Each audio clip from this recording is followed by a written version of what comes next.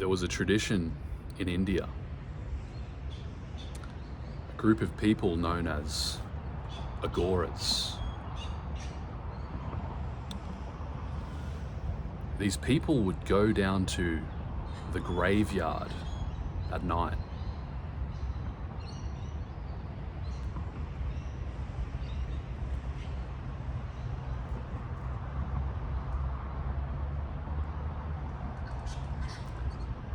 They would drink alcohol, booze up, get naked, and start having debaucherous sex among the graves. And they would release. They would release and release. And they would do forbidden practices like anal. They would drink blood and wine from human skulls.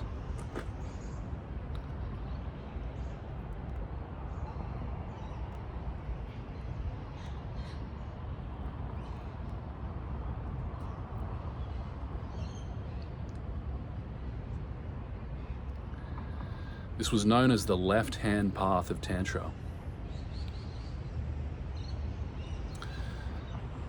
They were aiming to reach enlightenment through practicing the forbidden. Now, at first glance, you might look at that and say, that's fucked up. That's not for me. That's nasty, man. Why are you talking about this?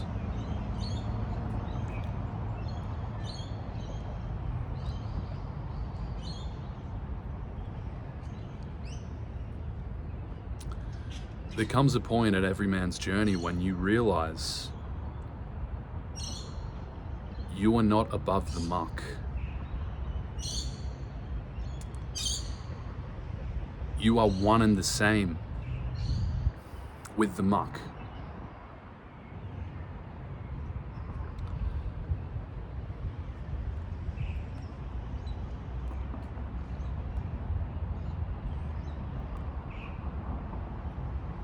This doesn't mean you have to participate in the muck actively.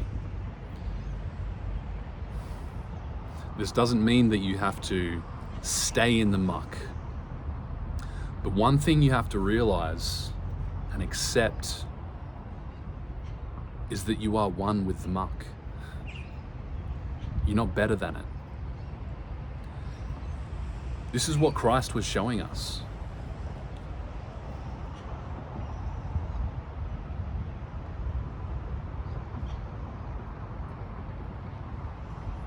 Why did he hang out with prostitutes? Why did he take a prostitute as his wife, as was foreshadowed in the book of Hosea? I do nothing except that which I reveal first to my prophets, says the Lord in the book of Isaiah. Hosea was a prophet. Hosea was a foreshadowing of Christ.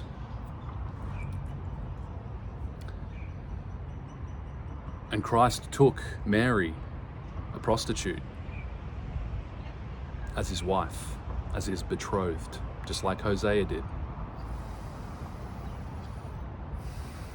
This was also foreshadowed through the book of Jeremiah, who lamented that Israel had become like a whore. And that's why her husband, God, allowed her to be taken to Babylon. Babylon, the black magic and sorcery center of the earth at the time.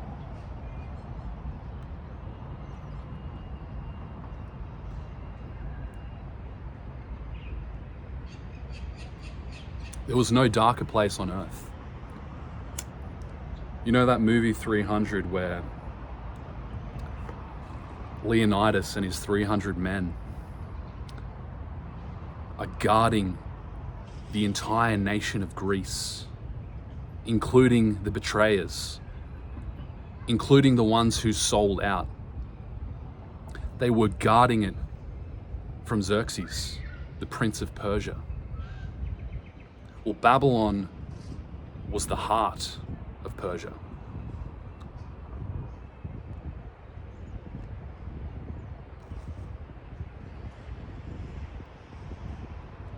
And God allowed the Israelites to be taken to Babylon. He allowed them to go to the darkest place. He allowed them to learn the dark rituals that the Babylonian sorcerers practiced. He allowed them to witness firsthand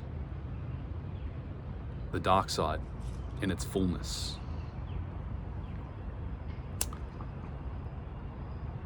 And it was from that place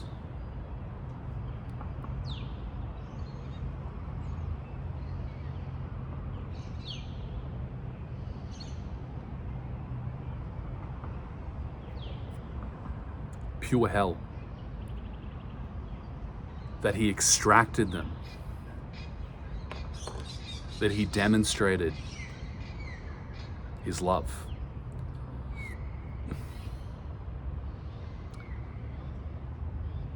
Love can't be known amongst the peaches and cream. Love can't be truly felt without the contrast of deepest darkness.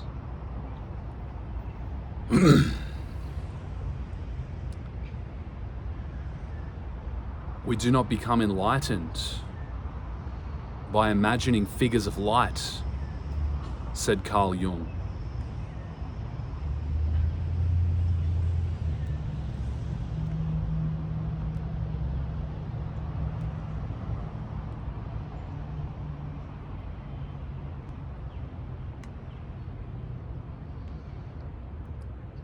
We become enlightened by making the darkness conscious, by bringing the unconscious to light. This is the downfall I see among all these light worker, semen retention teachers. They don't take you into the darkness. They don't expose their own inner darkness. They project this image of light.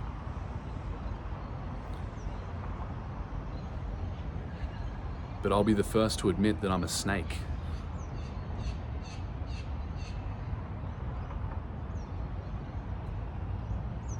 I carry within me the seed of Satan. I carry within me the darkness.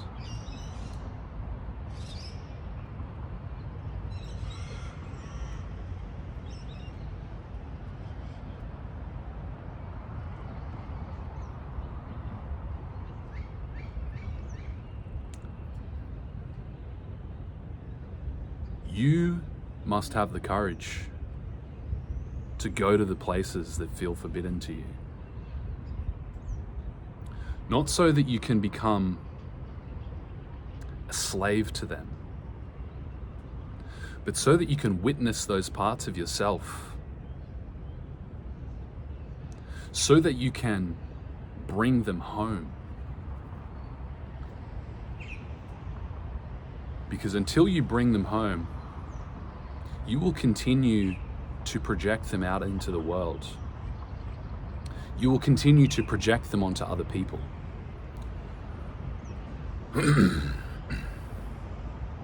You will continue to live in a false identity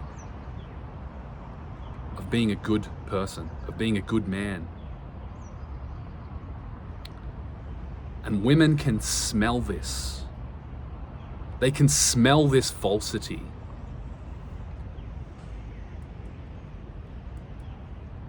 I tried to be a good man for years.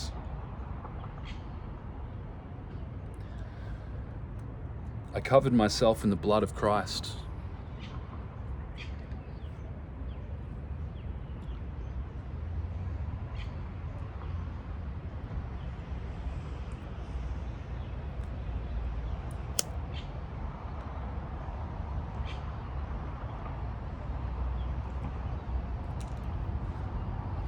only to realize that women don't want good. They also don't want evil. They want the smorgasbord, baby. They want you to tell the truth. Not with your words. Not with these platitudes. In this explanation.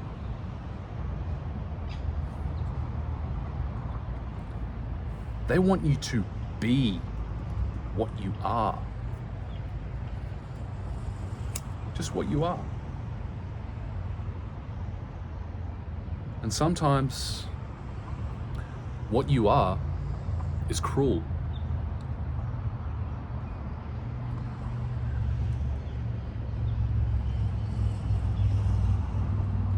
Sometimes what you are is dark.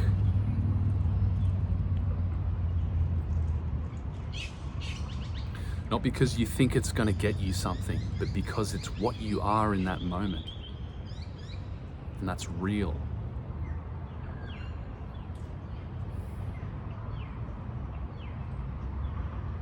The feminine life, the yin, feeds off truth.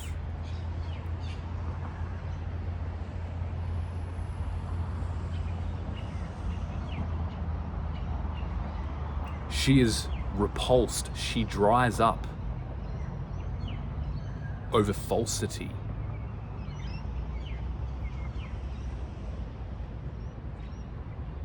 She's disgusted by the man who pretends to be something he's not.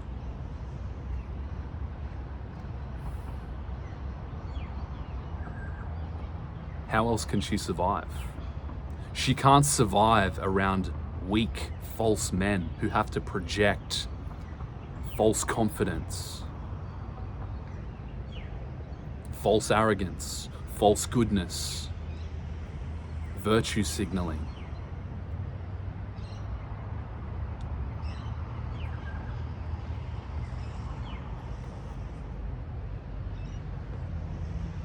She can only rest in the arms of a man who has true confidence. And true confidence is utter self-acceptance. Absolute, relentless, unflinching self-acceptance. I'm a horny, horny man. I'm a baby, innocent and pure.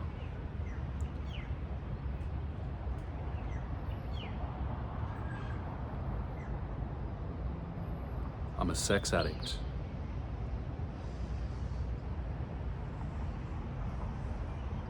I'm highly disciplined, but I'm highly indulgent.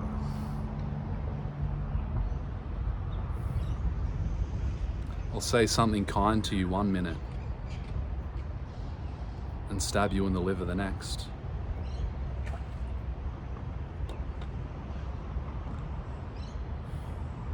This is what presence is. It's not a facade. It's truth, plain and simple.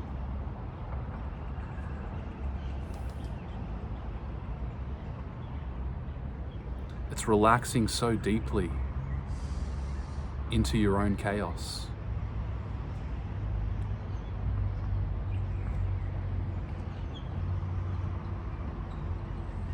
That she feels safe.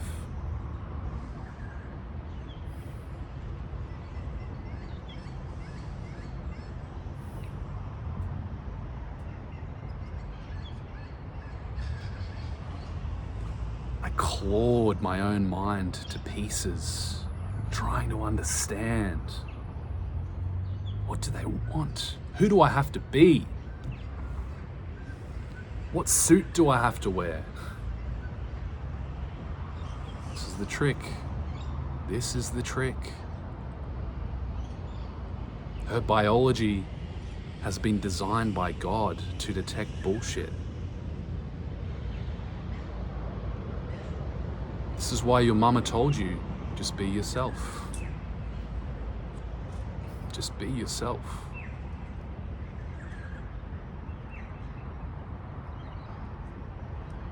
Let all the masks just fall away.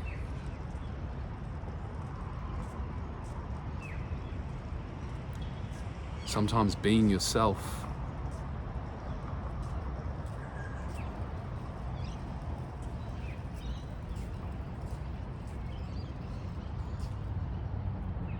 is trembling.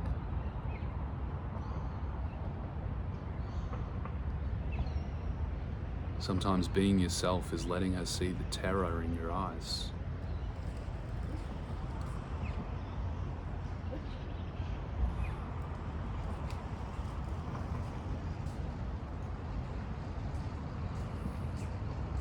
But you are so accepting of that.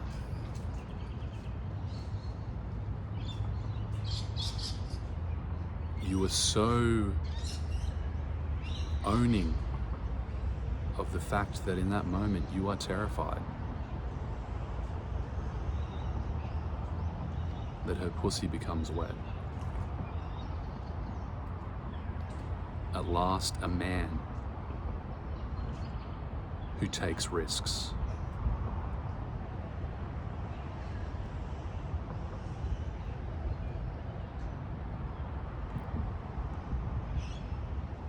At last, a man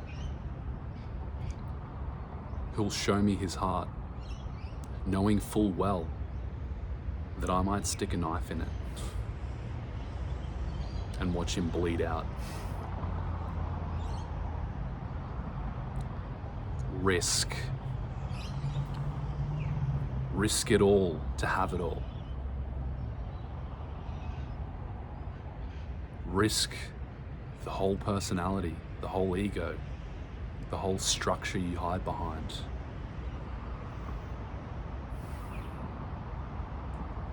If she leaves, she leaves.